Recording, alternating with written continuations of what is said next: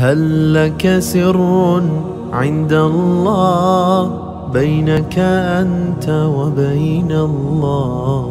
هل لك صدقات تخفى لا يعلمها إلا الله؟ Bismillahirrahmanirrahim. Assalamualaikum warahmatullahi wabarakatuh. Alhamdulillah wassalatu wassalamu ala rasulillah Sayyidina Muhammad ibni Abdillah wa ala alihi washabihi wa mawalah.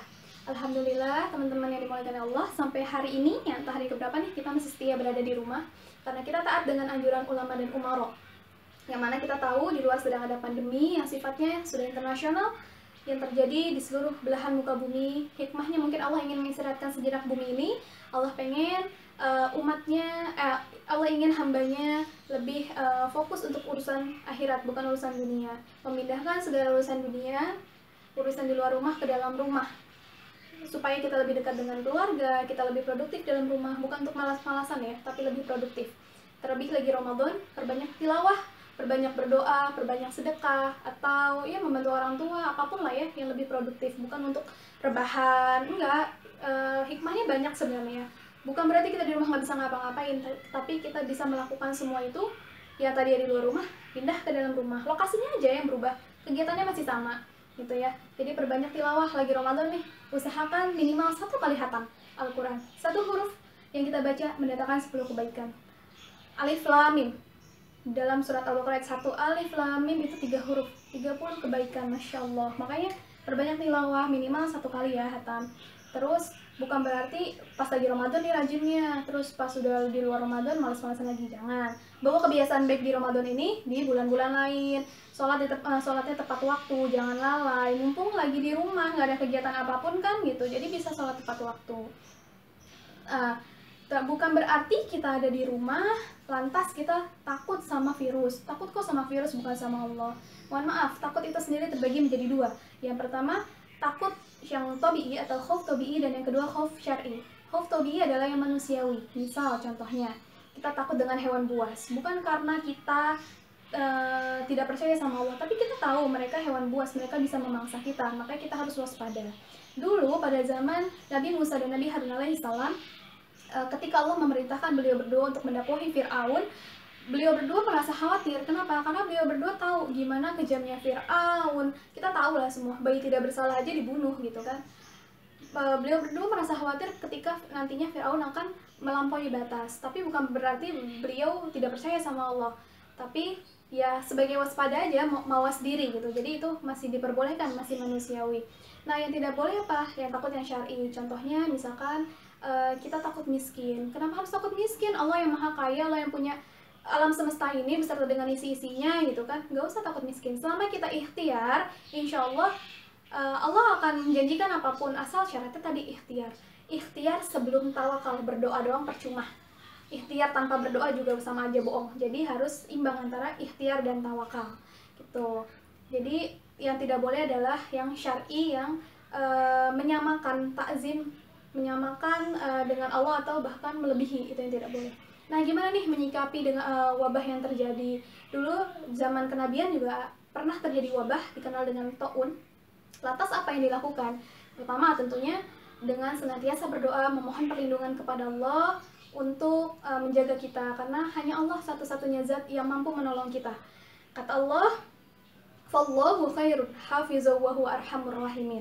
Maka Allah adalah sebaik-baik penjaga dan dialah maha penyayang di antara maha penyayang. Jadi benar-benar Allah lah zat yang pantas kita agungkan.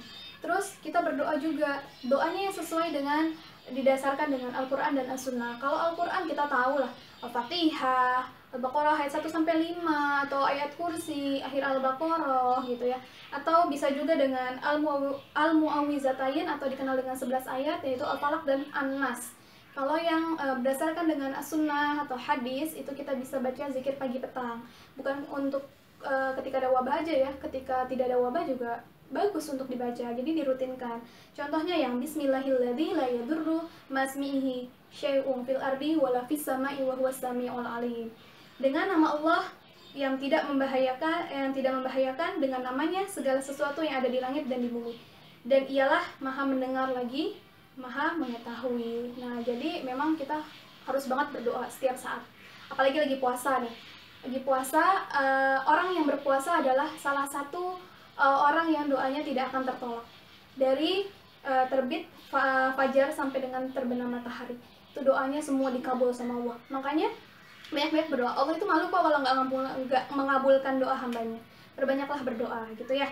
Terus yang kedua, ikhtiar dengan melakukan pencegahan. Apa ya tadi ya, kita stay at home itu termasuk ikhtiar gitu. Kita harus bersyukur walaupun kita sehat nih, walaupun kita sehat, kita tidak berpotensi tidak sakit gitu, tapi bisa jadi kita berpotensi menularkan. Badan kita sehat tapi kita tidak tahu virus itu nempel atau tidak di kita gitu. Jadi lebih baik di rumah lah kalau tidak ada kepentingan. Kalau misal kita merasa sehat, iba sedikit sama mereka tenaga kesehatan yang berjuang di garda terdepan, aparat-aparat yang masih harus bekerja di luar gitu. Ibalah sama mereka punya keluarga, mereka tidak bisa pulang, mereka pengen pulang sebenarnya, tapi karena ada tugas amanah besar, jadi mereka ya udah mengorbankan nyawa mereka. Jadi iba sedikit ya sama mereka. Tetaplah ada di rumah, jangan keluar yang nggak jelas lah, kongko jalan-jalan ngapain lah gitu, nggak usah. Kalau tidak mendesak lebih baik di rumah. Itu yang kedua ya, ikhtiar. Karena Allah juga nggak mungkin ngelindungin kita kalau kitanya nggak ada ikhtiar gitu. Berdoa aja, ya Allah, ya doa minta sama Allah biar nggak tertular, tapi kan harus ada ikhtiar. Tadi ya balik lagi, tawakal itu dilakukan setelah ikhtiar, ada ikhtiar sebelum tawakal. Mengikat unta baru tawakal ya. Terus yang ketiga apa? Bertawakal kepada Allah ya. Benar ya, tadi ikhtiar dulu baru tawakal. Tawakal itu ya tadi percaya sama Allah bahwa sesungguhnya Allah yang memiliki kuasa. Semua yang terjadi di alam muka bumi ini atas izin Allah, termasuk corona. Corona ada itu karena izin Allah. Kalau Allah mau besok hilang bisa gampang buat Allah, tapi Allah pengen lihat nih usaha kita, ikhtiar kita sejauh mana sih gitu. Jadi memang kita diharuskan untuk ikhtiar, lalu tawakal, diserahkan semuanya kepada Allah. Ya Allah juga menyebutkan ya, katanya Qul inna sholati wa nusuki wa mahyaya wa mamati lillahi rabbil alamin. Katakanlah Muhammad, sesungguhnya sholatku, ibadahku, hidupku dan matiku hanyalah untuk Allah, Tuhan seluruh alam. Yang keempat ya, yakin kepada Allah akan kesembuhan. Jadi kalau misalkan kita dikasih sakit, ya kita yakin kita terjangkit nih positif. Nauzubillah ya, jauh-jauhin. Kita kena positif, ya kita yakin Allah yang akan menyembuhkan. Tidak ada satu penyakit pun yang tidak ada obatnya. Allah yang memberikan penyakit, insya Allah Allah juga yang memberikan obatnya. Jadi kita percaya aja sama Allah. Terus gimana? Apa yang harus kita hindari gitu? Apa yang harus kita hindari? Kan tadi yang harus kita lakukan ya, yang harus kita hindari ya tadi, kita jangan keluar rumah dengan urusan yang tidak penting, koko atau apalah itu ya. Terus yang suka ketawa-ketawa, cengengesan, kurang-kurangilah. Waktunya kita untuk bermuhasabah sekarang. Muhasabah, apa sih kesalahan kita, apa dosa-dosa kita gitu ya. Allah ngasih ujian ini supaya kita berpikir apa kesalahan kita, apa yang harus kita perbaiki, apa yang harus kita lakukan dan apa yang harus kita tidak lakukan. Jadi kurang-kurangin ketawa-ketawa yang gak jelas gitu ya. Kita muhasabah lah, banyak muhasabah. Terus yang biasa, terutama lisan, jaga lisan gitu ya, supaya tidak gampang berucap. Dulu pada ngeluh pengen tanggal merah banyak, sekarang dikasih libur panjang ngeluh juga, bosen gitu kan. Dulu pada ngeluh jalanan macet, sekarang lengang, marah-marah juga. Jadi dijagalah lisan. Kata Allah, salamatun lisan fi hifzil lisan. Keselamatan seseorang tergantung dari lisannya, juga di hatinya. Jaga hati, jangan punya dendam, iri, dengki, mengumpat. Apalagi mengumpat sama pemerintah, mengumpat ulama bikin fatwa, ya kita marah-marah. Mereka ilmunya lebih dari kita siapa sih gitu. Kita cuma harus mengikuti aja, selama tidak memerintahkan kepada hal yang dilarang oleh Allah, ya lakukan aja gitu loh. Jadi jauh-jauhin ya hal-hal yang tadi tuh, maksudnya yang harus jaga lisan, jaga hati, jaga lisan, itu yang paling penting. Terus selain itu, kata Nabi Muhammad, ketika ada wabah, di satu tempat itu ada wabah, maka yang di tempat terjangkitnya itu jangan keluar, dan yang dari luar jangan ke dalam. Lagi Ramadan ya, setelah Ramadan kita ada Idul Fitri, biasanya apa? Ada mudik. Bagi pendatang, ya mungkin untuk tahun ini ya udahlah di rantauan aja ya, nggak usah memaksakan untuk mudik. Kita sama-sama berjuang, kita sama-sama bersinergi untuk mengalahkan si COVID-19 ini. Didiemin lama-lama melunjak dia gitu ya. Jadi kita harus lawan dia dengan kapasitas kita bisa di rumah aja, ya udah di rumah aja. Pemerintah ya melakukan kebijakan, ulama mengeluarkan fatwa gitu kan, terus tenaga kesehatan mereka di garda depan, aparat menertibkan gitu. Jadi di jalannya masing-masing lah gitu, kita sama-sama bersinergi itu. Jadi yang punya kampung halaman untuk tahun ini di rumah aja ya, di Bogor aja gitu ya, di sini aja, lebaran di tempat rantauan aja, nggak usah memaksakan untuk mudik itu. Jadi karena memang sudah diperintahkan oleh Nabi Muhammad, ya udah diem aja di rumah, nggak usah kemana-mana gitu, jangan dari luar jangan ke dalam, ya dari dalam jangan keluar gitu. Nah, penyakit taun itu pada zaman kenabian dulu, kata Nabi Muhammad, taun itu adalah azab yang Allah kirimkan kepada kaum yang kehendaki, tetapi itu adalah rahmat bagi yang beriman.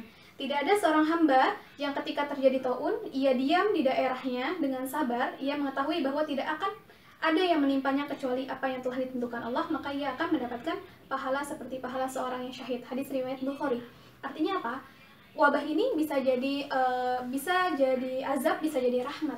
Itu azab bagi mereka yang senang bermaksiat, rahmat bagi mereka yang beriman. Kita tengok ke diri kita yang mana nih? Kita sudah beriman atau kita masih sering melakukan maksiat? Gitu. Waktunya untuk muhasabah.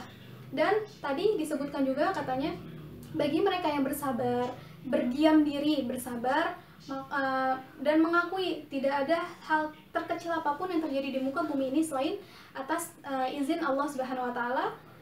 Ya memang Allah gitu, yang menghendaki Allah. Si corona datang ya karena Allah gitu.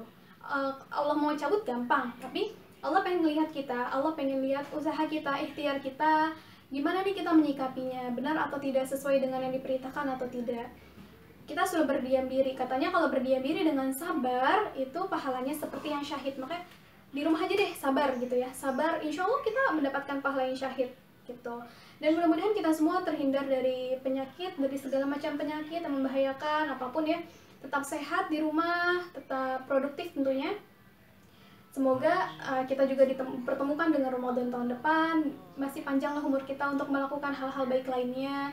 Karena kita sadar ya, ibadah kita juga nggak ada apa-apanya gitu. Mungkin dengan ibadah kali ini nih, bersinergi bersama, ini adalah mungkin ini adalah satu-satunya jalan yang mengantarkan kita ke surga. Kita nggak pernah tahu amalan mana yang akan mengantarkan kita ke surga. Mungkin dengan sabarnya kita sekarang menghadapi pandemi ini, mengantarkan satu-satunya amal yang mengantarkan kita ke surga. Jadi sekian yang mungkin dapat saya sampaikan, kurang lebihnya mohon maaf. Assalamualaikum warahmatullahi wabarakatuh.